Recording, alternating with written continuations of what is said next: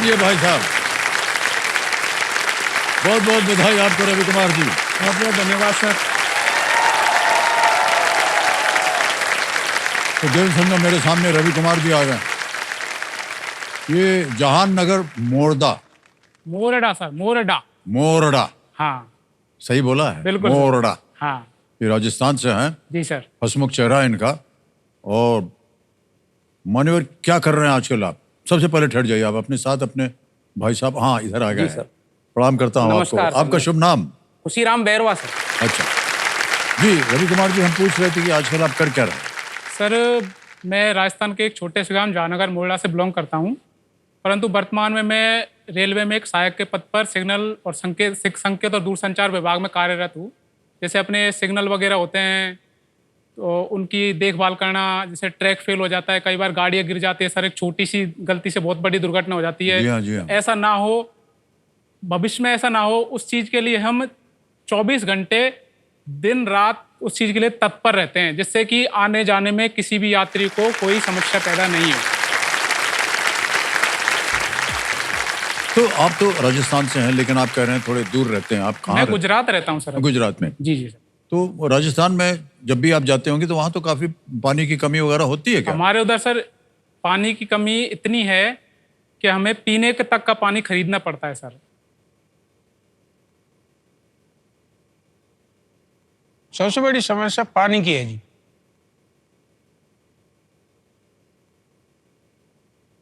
बारिश होती नहीं है, जमीन का जल स्तर नीचे चला गया।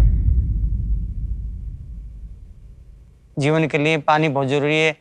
आदमी खाना खाने बिना रह सकता है, लेकिन पानी के बिना नहीं रह सकता है। रोटी 2 टाइम मिले तो पानी पीने के लिए 1 टाइम को तरस रहे हैं। हमारे गांव में जो पानी आता है उसमें फ्लोराइड बहुत ज्यादा है। कम बारिश होती है तो जलस्तर बहुत ज्यादा नीचे चला गया है। जैसे जैसे जलस्तर नीचे जाता है तो उसके अंदर केमिकल का मिला हुआ पानी आता है।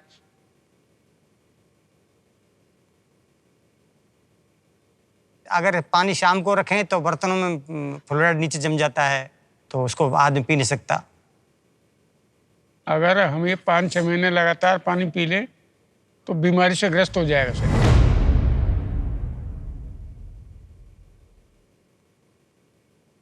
नहा लेते हैं ये पानी से तो खुजली चलती है शरीर में, और जिस घुटनों में फ्लोराइड जम जाए ये घुटने सारे दर्द करते हैं। बाहर से टैंकर आते हैं, उनसे पैसों में पानी भरवाते हैं।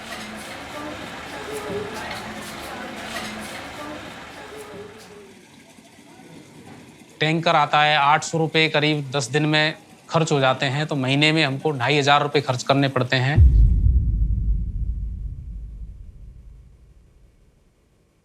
जैसा कभी कभी टैंकर नहीं आता है तो ये पानी यूज करना पड़ता है, तो बहुत प्रॉब्लम होती है। पिया भी नहीं जाता, प्यासे भी मरते हैं कभी कभी तो।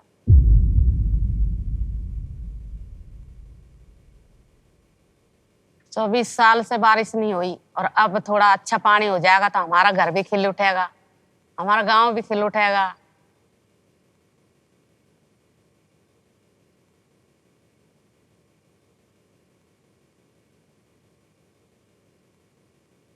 क्या बताएं साहब, समस्या बहुत है। बड़ी समस्या है।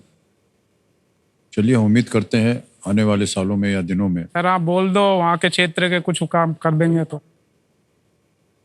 ऊपर के अधिकारी कुछ कर देंगे तो अच्छा होगा ना, गांव के लिए अच्छा होगा। पूरी पंचायत है सर, छोटा सा गांव, तो बहुत गंभीर समस्या होगी ये। मेरे खुद के लिए नहीं, मेरे पूरे क्षेत्र के लिए बहुत गंभीर समस्या है सर ये। तो हमारे बोलने से कुछ नहीं होगा, हमारा कार्यक्रम देख रहे होंगे ना, वो देखते तो हैं वो ना सर, समझ जाएंगे। बिल्कुल सर, लेकिन आप एक बार आग्रह कर दोगे या फिर उनसे आदेश दे दोगे तो भी काम हो जाएगा। तो हम इतना अधिकार नहीं हमारे पास। नहीं सर, क्या लेकिन बात हम कर तो रहे हैं। यही चाहेंगे कि जो भी समस्या है उसका समाधान जल्दी से जी सर। हो सके। और 12वां प्रश्न 12,50,000 रुपए रवि कुमार जी आपके स्क्रीन के ऊपर ये रहा।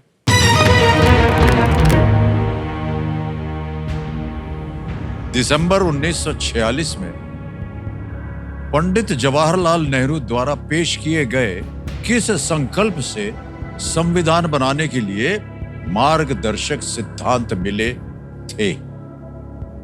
What resolution moved by Pandit Jawaharlal Nehru in December 1946 provided the guiding principles for framing the Constitution? ये रहे ऑप्शंस आपके सामने. A,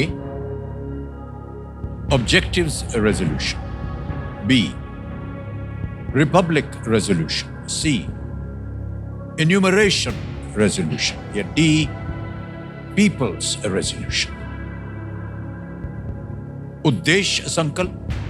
B, गणतंत्र संकल्प. C, गणना संकल्प. या D, जन संकल्प. ये 1946 की बात है, पंडित नेहरू की बात है. किस संकल्प से संविधान बनाने के लिए ये मार्गदर्शक सिद्धांत भी मिले थे? सर फिर 2 ऑप्शन में आके फंस गया.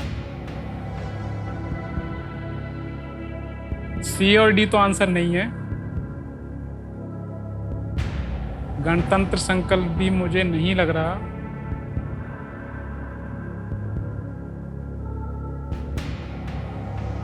उद्देश्य सिद्धांत प्रस्तावना में जो डाला था उन्होंने, उद्देश्य का जो है, मेरा ज्यादा सही लग रहा है ऑप्शन ए. क्योंकि गणतंत्र संकल्प 26 जनवरी 1950 उस टाइम संविधान लागू हुआ था. गणतंत्र तो उस टाइम पे भारत था नहीं सर, लेकिन श्योरिटी कम है. ओके. अब 640 भी कम राशि नहीं है मेरे लिए. भी अगर मैं 320 जैसे प्रस्तावना में संविधान बनाने के लिए सबसे पहले उन्होंने प्रस्तावना दी थी 1946 में. संविधान की बैठक भी हुई थी 1946 में. उस टाइम उद्देश्य प्रस्तावना के लिए बात हुई थी. गणतंत्र का तो उस टाइम, क्योंकि 26 जनवरी 1950 को संविधान लागू हुआ तो उसी टाइम से भारत गणतंत्र माना जाता है जी. तो गणतंत्र मेरे हिसाब से हो नहीं सकता. गणना है नहीं है, जन संकल्प है नहीं है. अब मैं जा रहा हूँ सर उद्देश्य पे, लेकिन मैं 50-50 हूँ. भी अगर ये गलत तो 320.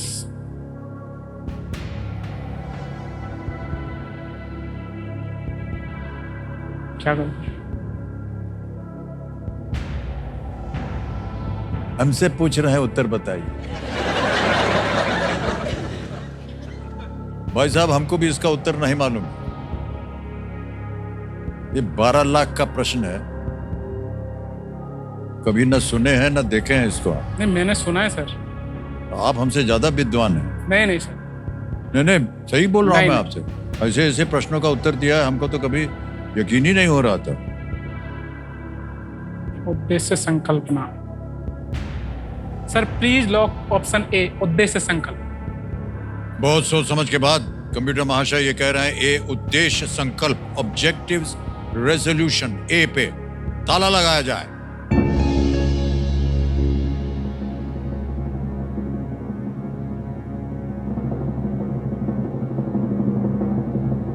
आपका कितने का लोन था? 7 लाख. 7 लाख का. ये 640 से पूरा नहीं होगा ना? वो तो इंटरेस्ट भी लगता ना सर उसमें. वो 9 लाख बैठता सर. सर एक बात बताएं आप. हो गया पूजा आपका. What an answer is given. क्या बात है, वाह वाह.